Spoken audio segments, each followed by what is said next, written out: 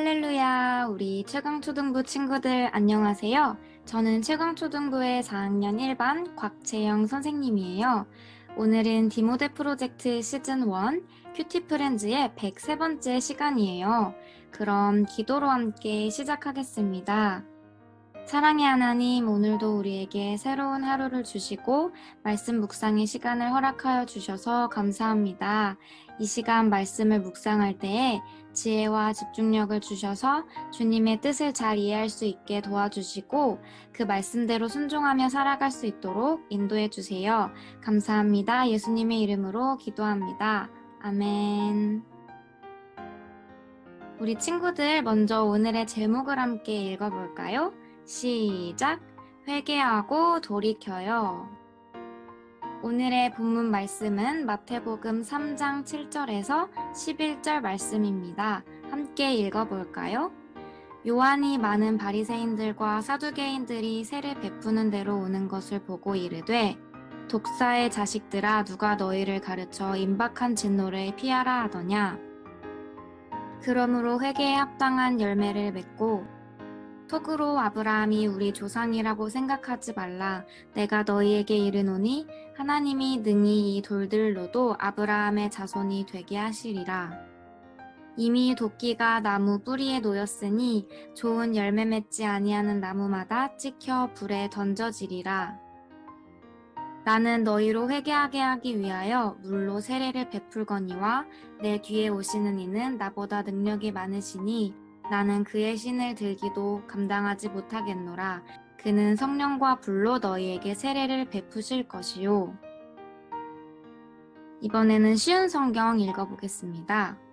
수많은 바리새파 사람과 사두개파 사람들이 세례를 받으러 왔습니다.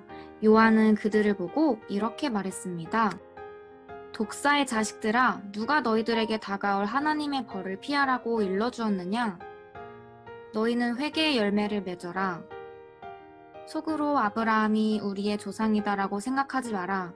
하나님께서는 이 돌로도 아브라함의 자손이 되게 하실 수 있다.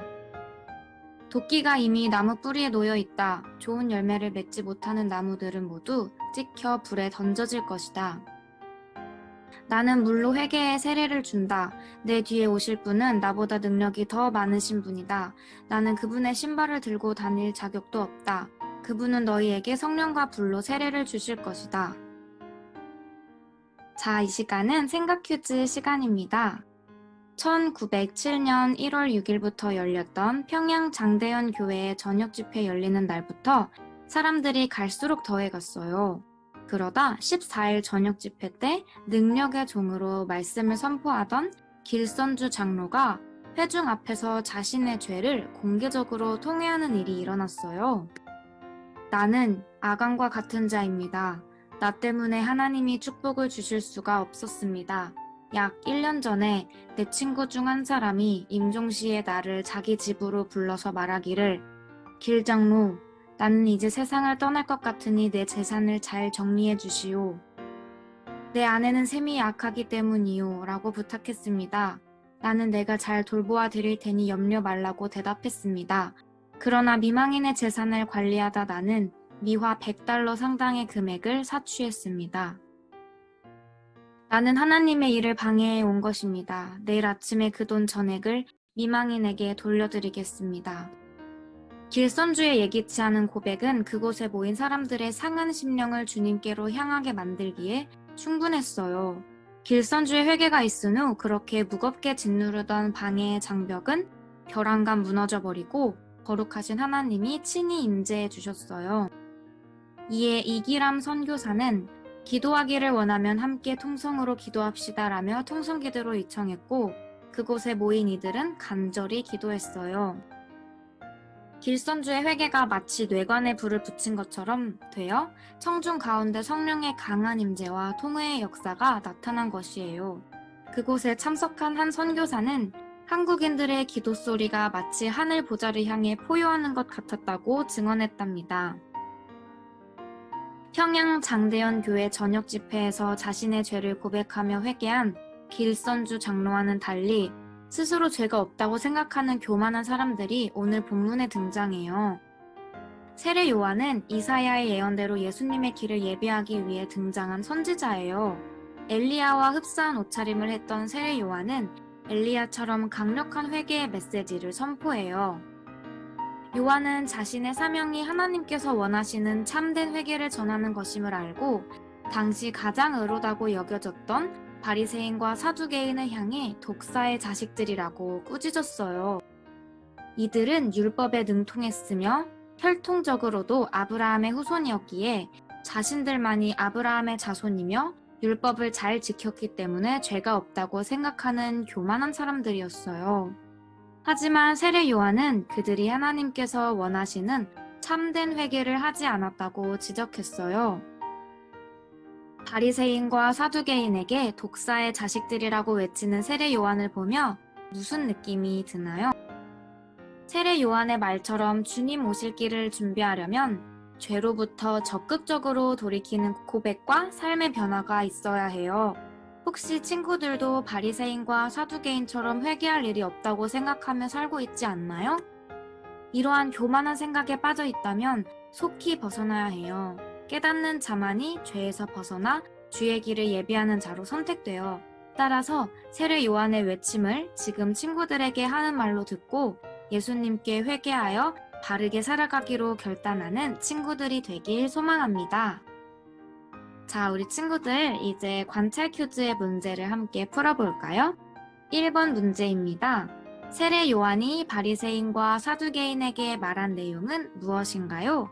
그림 속 빈칸을 채워보세요.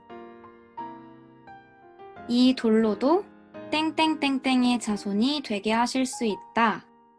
땡땡의 땡땡들아, 누가 하나님의 땡을 피하라고 일러주었느냐? 땡땡의 땡땡을 맺어라. 나는 그분의 땡땡을 들고 다닐 자격도 없다. 그분은 너희에게 땡땡과 땡으로 세례를 주실 것이다. 잘 모르겠는 친구들은 쉬운 성경 7절에서 11절을 참고하시면 될 것 같습니다. 우리 친구들 모두 한번 풀어보았나요? 정답 같이 확인해 보겠습니다. 정답은 이 돌로도 아브라함의 자손이 되게 하실 수 있다. 독사의 자식들아, 누가 하나님의 벌을 피하라고 일러주었느냐? 회개의 열매를 맺어라. 나는 그분의 신발을 들고 다닐 자격도 없다.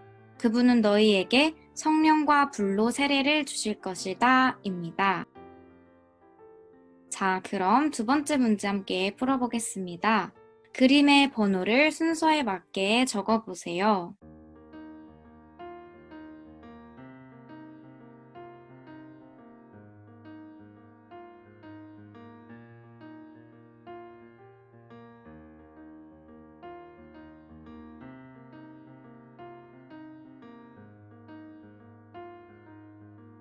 우리 친구들 모두 함께 순서를 적어 보았나요? 그러면 정답 한번 확인해 보겠습니다. 정답은 2번, 1번, 3번입니다.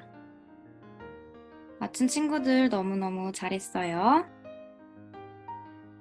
자, 이제는 결심 퀴즈 시간입니다. 회개했지만 여전히 짓는 죄가 있는지 생각해보고 아래 결심문을 진심을 다해 읽으며 돌이키기로 결심해요.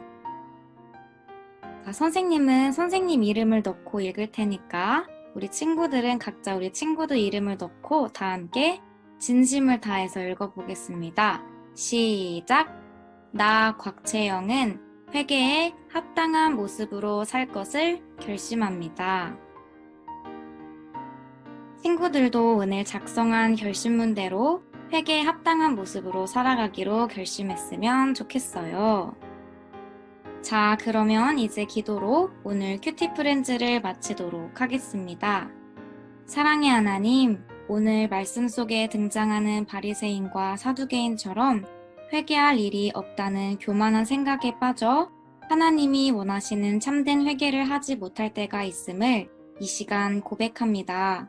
세례 요한의 회개하라는 외침을 지금 친구들에게 하는 말로 듣고 참된 회개를 함으로써 하나님을 기쁘시게 하는 예수님의 제자가 되게 해주세요. 예수님의 이름으로 기도합니다. 아멘. 오늘도 이렇게 큐티로 아침을 시작한 여러분을 축복하면서 오늘 하루도 모두 화이팅 했으면 좋겠습니다. 화이팅!